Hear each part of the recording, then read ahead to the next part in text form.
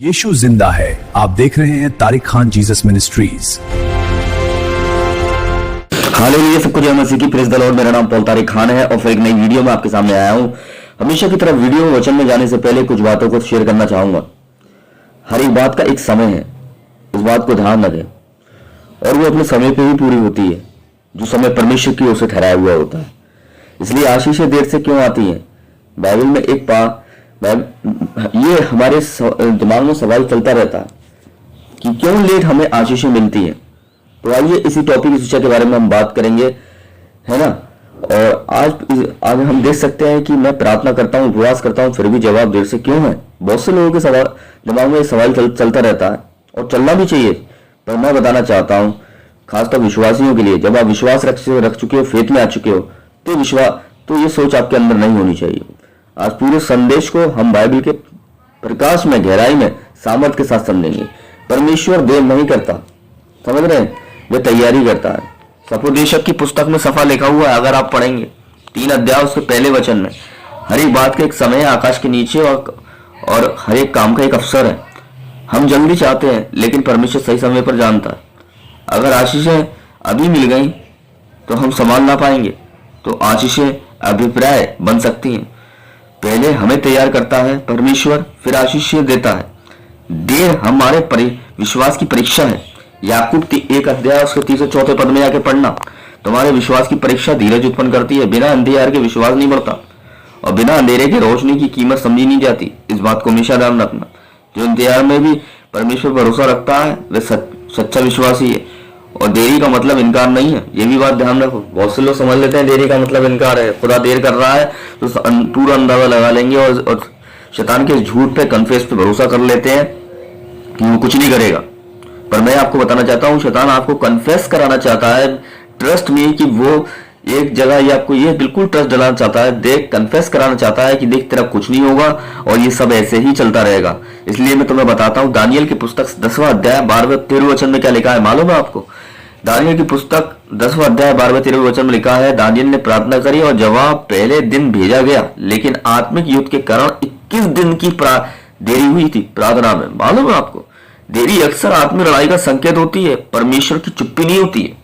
इस बात को हमेशा ध्यान रखो। बहुत लोग समझ लेते हैं परमेश्वर चुप बैठा है, पर वो हमारे उसके फरिश्ते हैं और वो खुद सामर्थ के साथ उन दुष्ट आत्माओं से लड़ता रहता है जो हमारी प्रार्थनाओं को रोकने की कोशिश करती हैं। मालूम है आपको?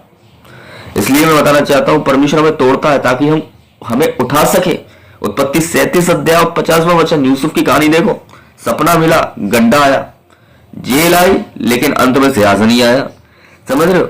अगर यूसुफ सीधे सिंहासन पर जाता तो उसका चरित्र और तैयारी नहीं होती, पर परमेश्वर पहले चरित्र बनाता है, फिर मुकुट बनाता है, फिर मुकुट देता है। समझ रहे मेरी बात? देर हमें परमेश्वर के करीब लाती है। पर भजन संहिता 27 अध्याय 14 वचन क्या कहता है? यहोवा की बात जोतते रहे, जब सब रास्ते बंद हो जाते हैं तभी हम पूरी तरह परमेश्वर पर निर्भर होते हैं। ये भी बात ध्यान रखिए, है ना। बहुत रास्ते बंद देख के लोग लौट जाते हैं, पर निर्भर होना कब सीखेंगे? जब रास्ते बंद होंगे, जब पर कोई आपकी मदद नहीं करेगा। तो परमेश्वर भी आपको सिखाएगा कि परमेश्वर से कैसे आप मदद ले सकते हैं, कि कैसे आप परमेश्वर पर डिपेंड हो सकते हैं। देरी हमें आशीष से ज्यादा आशीष देने वाले से जोड़ती है, हमेशा ध्यान रखना। देर के बाद आशीष हमेशा बड़ी होती है। इब्रानियों 6 अध्याय 15वें वचन में जाके पढ़ लो, साफ साफ लिखा हुआ है कि इस प्रकार इब्राहिम ने भी धीरज धरकर प्रतिज्ञा को प्राप्त किया। जो जल्दी मिलता है वो जल्दी चला जाता है, और जो इंतजार के बाद मिलता है वो स्थायी होता है। हमेशा ध्यान रखें, जो जल्दी बने वो जल्दी गिर गए, पर जो खुदा ने जो सबर से बने, उनके पास देखो वो चीज लंबे समय तक टिकी रही। अब्राहम को देखो, जो आशीष उसको मिली थी बच्चे की, वो देखो वो बलि नहीं हुई, बल्कि वो बच्चा उसके लिए क्या बना? एक आशीष का कारण बना। हालेलुया।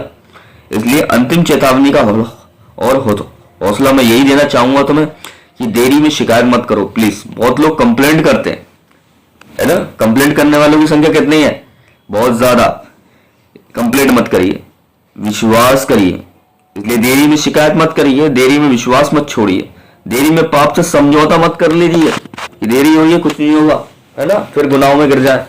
ऐसा नहीं करिए। हबक्कुक 2 अध्याय 3 वचन, यदि विलंब हो तो उसकी वाट जोतते रहे, लिखा हुआ है सभी, क्योंकि परमेश्वर कभी देर नहीं करता, वह सही समय पर आता है।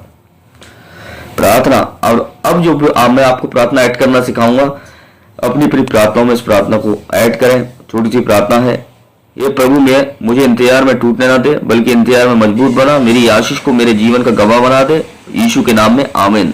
देखो, यीशु भी छोटी प्रार्थनाएं करता था, पर बड़े चमत्कार होते थे। पब्लिक ही वो छोटी करता था, पर अकेले में वो बहुत लंबी प्रार्थनाएं करता था, पहाड़ों पे जाके करता था।